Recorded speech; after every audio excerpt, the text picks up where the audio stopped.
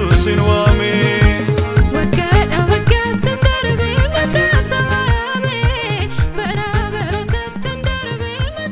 amantoota waldaa keenya uummata biyya keenya baga bara haaraa kuma nama torba isin ga'ee isin jenna barri kun bara gammachuu bara milkii bara badhaadhinaa akkasini ta'uu isin hawwina kitaaba qulqulluu seera Lewwotaa boqonnaa 26 lakkoofsa 6 irratti akkas jedha ani biyyicha keessatti nagaa nan buusa isinis ni boqottu wanti isin sodaachisu hin jiru maqaa Waaqayyoo kan eebbifame haa ta'u egaa biyya keenyaaf nagaa hawwina biyya keenyaaf nagaan bu'ee saba keenyaaf nagaan ta'ee biyyi keenya biyya badhaatee akka ta'u hin hawwina uummata keenyaafis nagaan bu'ee akka arginu hin barbaanna kanaaf barri kun bara galataa Waaqayyoo fuulduratti yaan bara gammachuudhaan Waaqayyoo waaqeffannu bara ililleedhaan Waaqayyoo fuulduratti dhiyaannu akka nu ta'u hawwa waldaa makana Yesuusiif icha salaalerraa ergaa gammachuu kana isiniif dabarsinee jirra.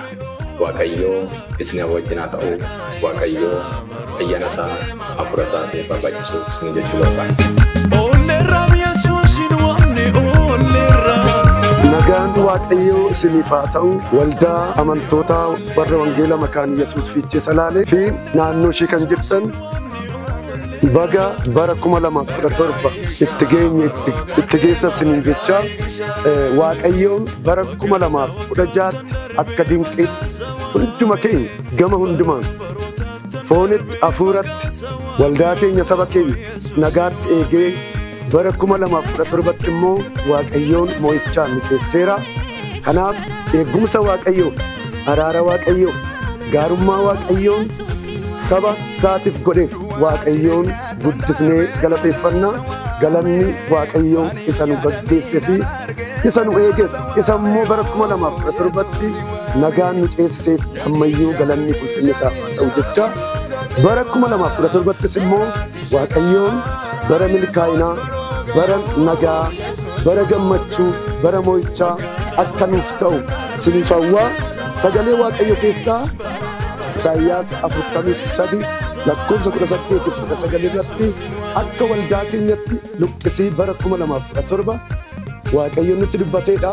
Luqqisii kana isiniifan dubbisaa hundi keessanuu hubannaadhaan dhagaa akkas jedha Isaayyaas 43:18-19.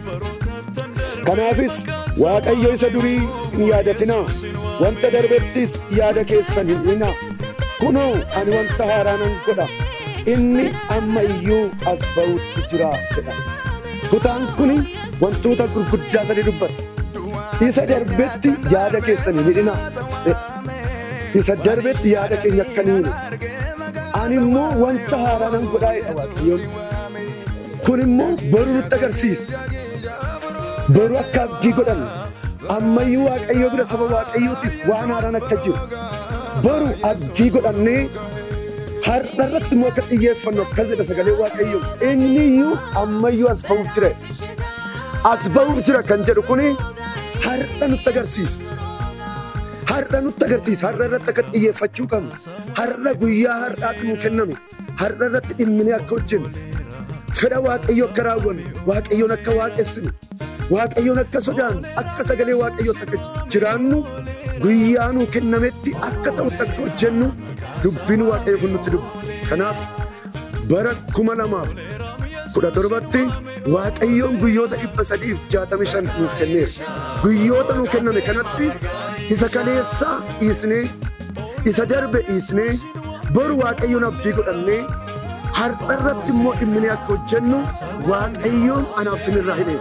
Kanaaf hunduma keenyaaf Waaqayyoon ogummaaf hubannaa ayyaana isaa nuuf haa baay'isu jecha ammas fagoo dhiyoo kan jirtan sabni Waaqayyoo barri 2017 bara nagaa bara gammachuu bara hojjenneetti milkoomnu bara hojii Waaqayyoo fedha Waaqayyootti raawwannu hunduma keenyaaf haa ta'u jecha Waaqayyoon hunduma keenyaaf ayyaana isaa nuuf haa baay'isu.